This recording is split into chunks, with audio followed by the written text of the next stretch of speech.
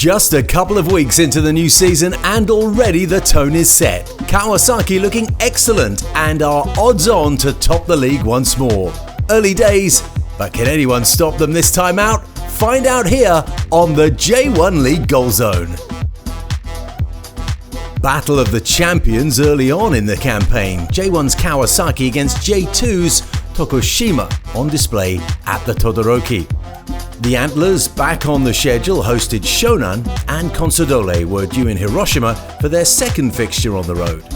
Gamba will see a further 3 more matches postponed in response to the COVID infections in their camp. New boys Avispa earned their first point back in the top flight at the second time of asking, and would be hoping for further success as they hosted the Marinos, who also got off the mark after an entertaining draw with Sanfrecce. Here's Patrick Kinghorn.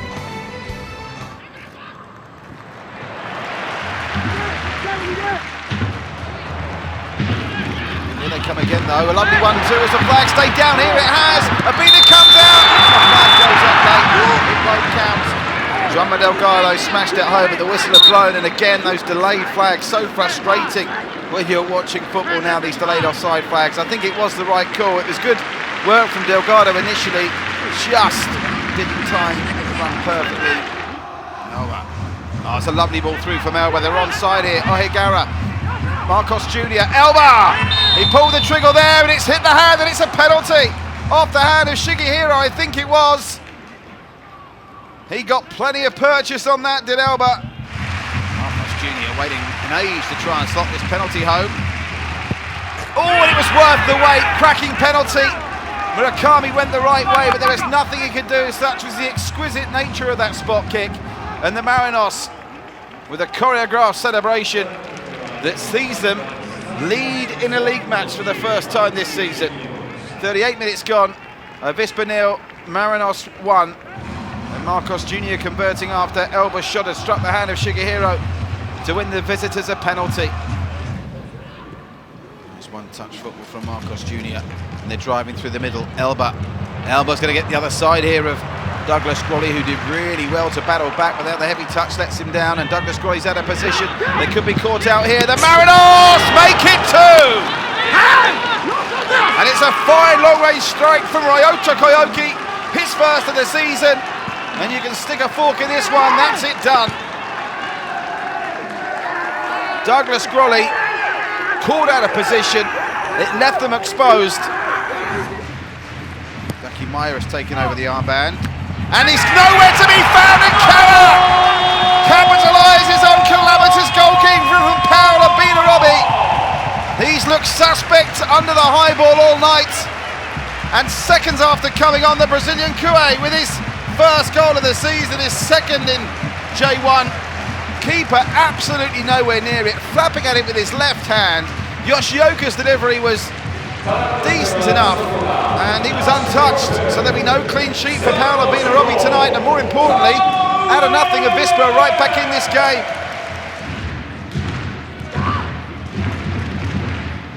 He's standing up here and sitting up here and telling them what they've got to do, but they're going to change something, and it doesn't matter now.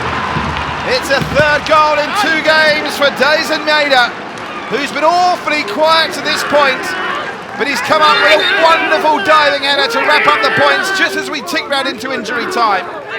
2 goals against Sanfrecce in a 3-3 draw on Sunday, and a goal now, subject to VAR confirmation in what's going to be the first win of the season for the Yokohama F Marinos. And what a brave diving header it was, perfectly executed, glanced away from Masaki Murakami. The Marinos get their first win of the season. Avispa had their moments, but ultimately the better side have won.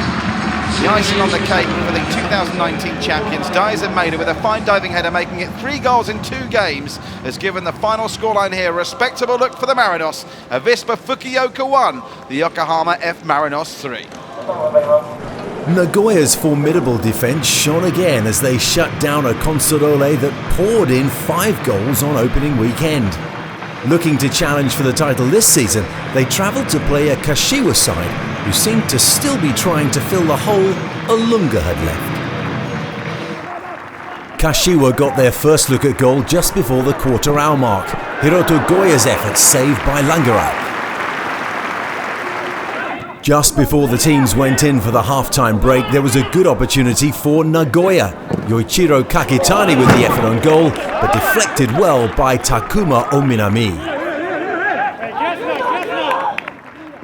Nagoya did score in the 58th minute. Ominami involved again, putting the ball over his own line, but the goal was credited to Sho Inagaki.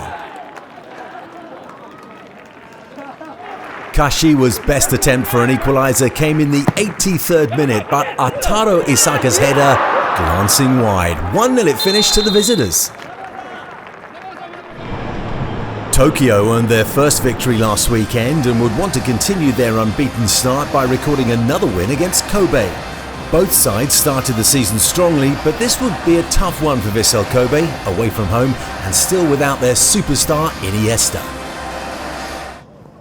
However, they would take the lead after only 5 minutes. Yuta Goke with the shot initially saved, but eventually the ball would fall to Douglas, and that's 1-0. It was 1-0 at the half, but Vissel Kobe extended their lead in the 65th minute. Gotoko Sake with the ball into the box. Goke's attempt denied, but Douglas would then get his second of the match.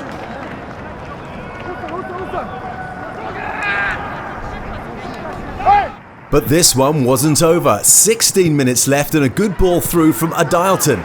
Diego Oliveira beats the offside trap, rounds the goalkeeper, and now it's 2-1.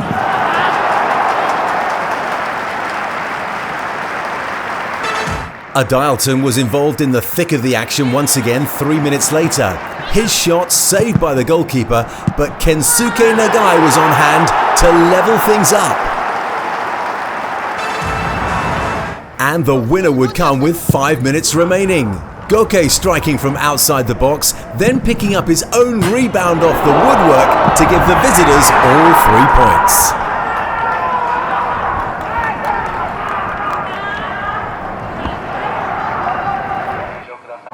Urawa were left disappointed on their trip to Tosu and needed to find a response. They were back at home to play Yokohama. With nothing going well for the visitors, this meant the door was left open for the Reds to snatch some points. 8 minutes left in the first half and Tomoya Ugajin is brought down on the edge of the box by Shunsuke Nakamura. The referee says it took place inside the penalty area and Kenyu Sugimoto stepped up. Urawa thought they'd gone 2 goals ahead with 5 minutes to play in the first half. Atsuki putting the ball over the line, but VAR showed that Yoshio Koizumi was offside earlier in the build-up. Controversy on the stroke of half-time. Koya Yoruki seemingly brought down in the penalty box. Not sure about where the contact was. The referee pointed to the spot and UK Abe struck it home.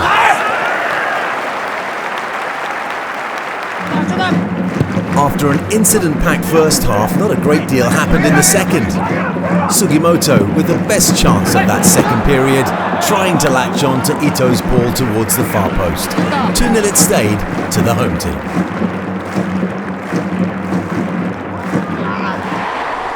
The Antlers had the perfect opportunity to respond to their first round loss as Shonan arrived in Kashima. The visitors had won just 1 of their last 10 on the road, so it would be a surprise if the home side failed to capitalise. And it was an emphatic start by the home team. Shomodoi with the cross, Ryotaro Araki slams that one home for the opener. 10 minutes from the break, Katsuya Nagato tried his luck from distance, and the goalkeeper gathered it at the second attempt. Ryota Nagaki looking to extend Kashima's lead on the stroke of half-time, but a fine save from Kosei Tani in goal.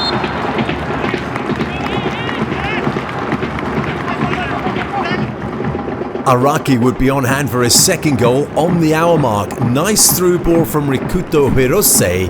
Araki gets behind the defender and nutmegs the goalkeeper. 11 minutes left and Yasushi Endo's run from deep ends with him trying a left-footed curler just beyond the far post. With 4 minutes left, there was still time for goals. Takuya Okamoto chesting the first of them over the line. But Kashima would put this one to bed with a minute left. Koki Machida rising high to power that header just over the line.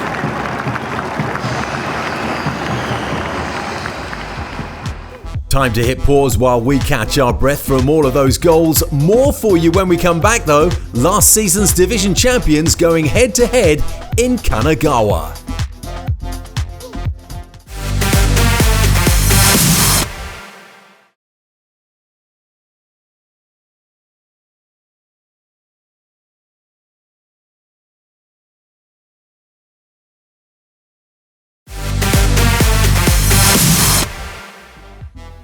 The goals are coming thick and fast. Grab a cold one and sit back for the show. This is the J1 League Goal Zone.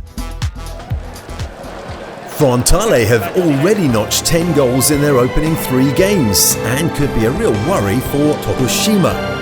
Last season's J2 champions had drawn their first 2 but faced a much tougher task against the Kawasaki side that looked dead set on making it a second consecutive title.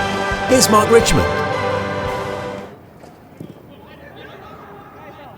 Mitoma once again in front, looking for the run. A lovely 1-2 work then between Tanaka, Mitoma, and then Leandro just inside of Mitoma. Those two combining to a real treat. Leandro's shot was on target. Goalkeeper spilled. Wakizaka though was always far away from it.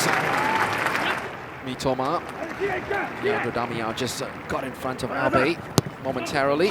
Abe's got to clear the ball hurriedly, and it's a lovely pass back. Leandro Damiao! 1-0! Kawasaki Frontale! The industry and then the finish from the Brazilian to chase it down. A lost cause, forcing the mistake out of Takashi Abe. But how about this for vision from Kaoru Mitoma?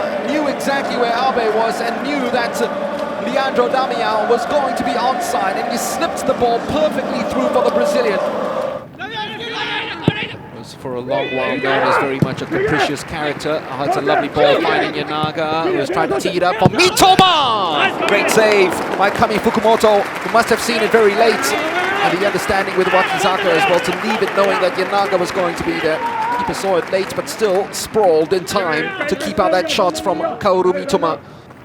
Mitoma keeps this one in play. Tanaka continues his run. Mitoma feeds it to him. Tanaka cuts inside quite superbly. Tanaka spanks it, and it's cleared off the line. And Wakizaka tried to place it actually to the far post, but just wide.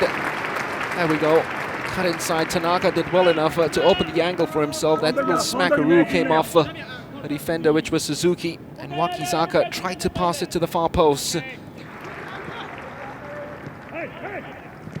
Oh, Leandro Damiao's won it superbly. Leandro!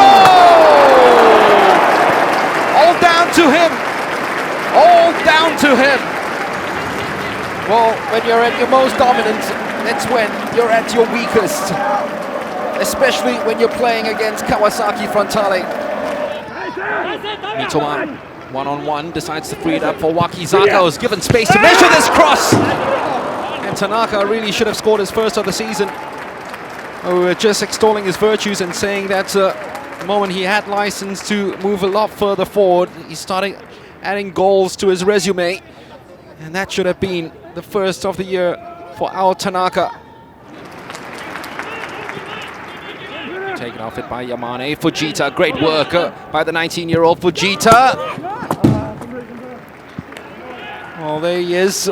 Man who, of course, stunned Nigeria in a friendly, playing for the Japanese under-17 squad 2 years ago. So, not the performance of the highest order that we expect from a Frontale Express that usually chugs along at a pace that is unmatchable. Final score, 2-0, Kawasaki Frontale. A rough week for Cerezo, having lost 2 leads and the match, both times conceding late into the game.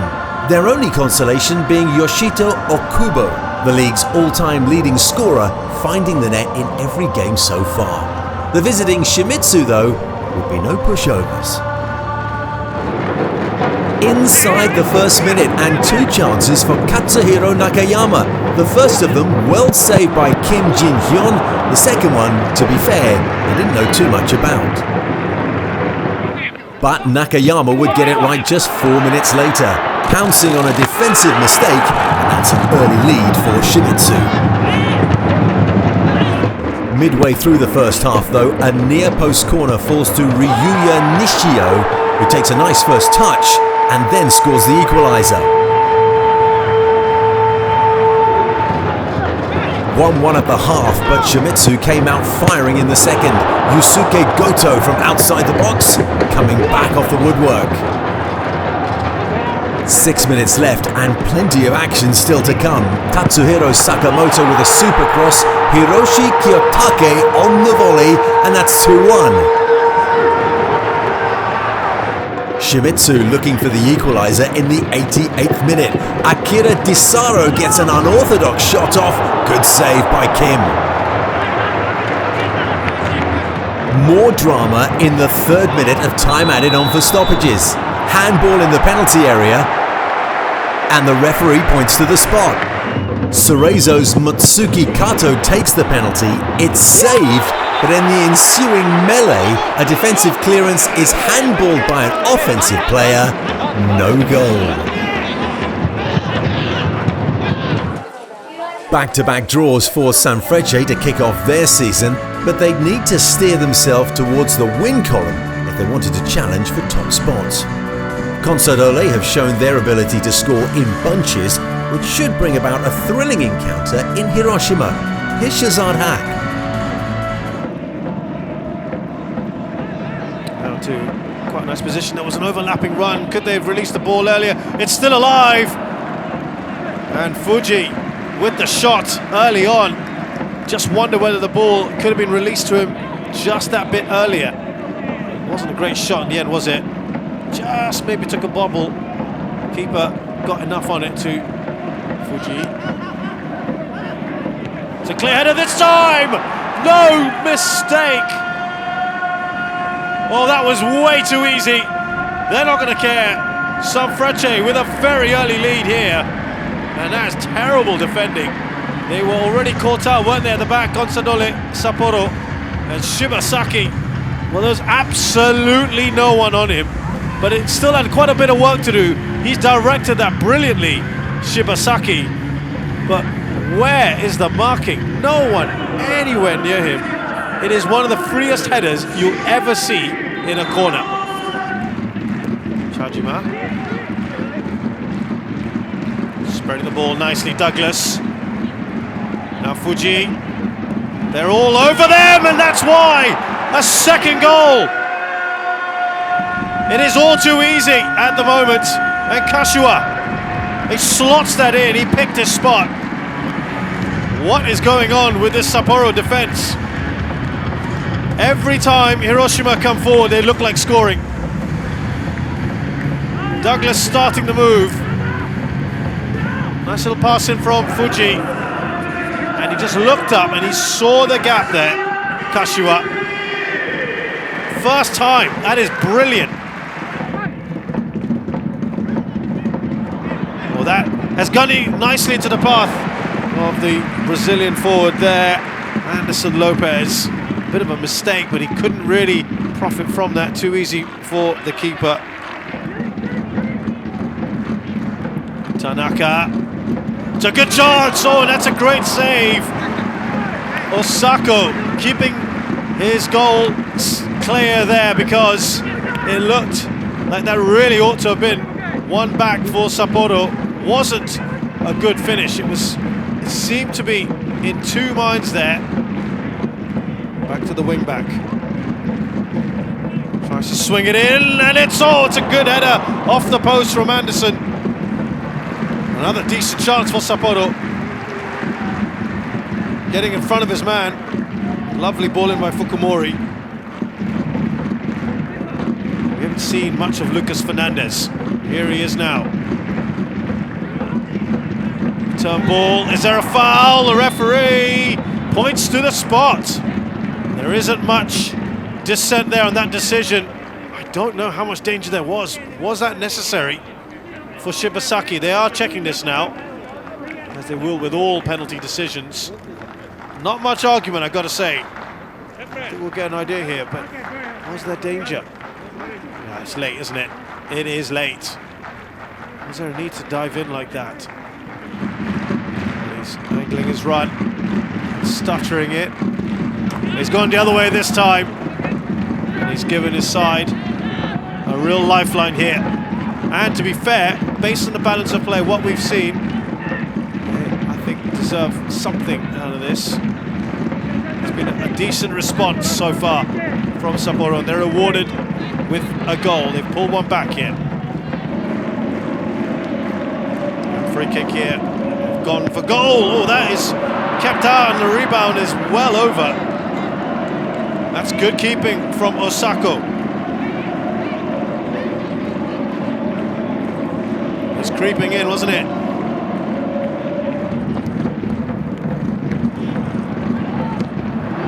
Oh, it's off the crossbar. Powerful shot from some distance as well, and he gave that a good whack, didn't he, Shunta Tanaka?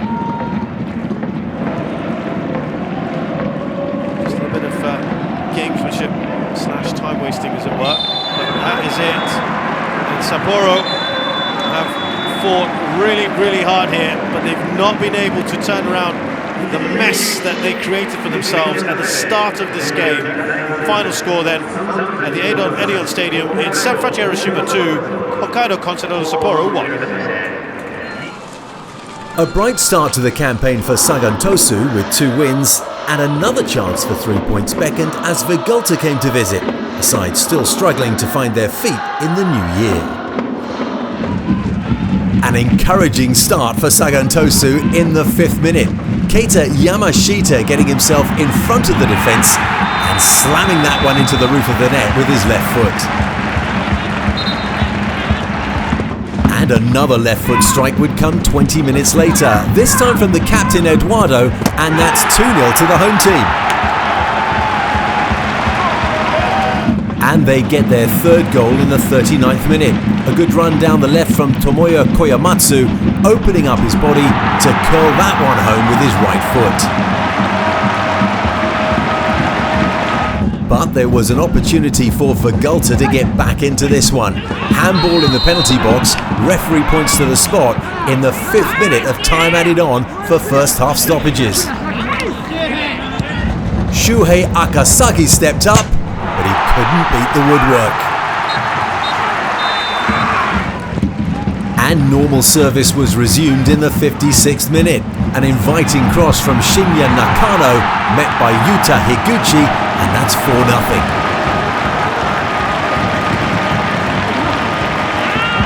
Sagan Tosu goalkeeper Park Il-gyu may not have had too much to do, but his concentration was still on point in the 88th minute, saving from Koji Hachisuka's effort. And shortly after Park celebrated that, he would celebrate a 5th goal. Fuchi Honda's effort coming back off the post for Moriyashi Sakai to make it 5-0 in the 94th minute.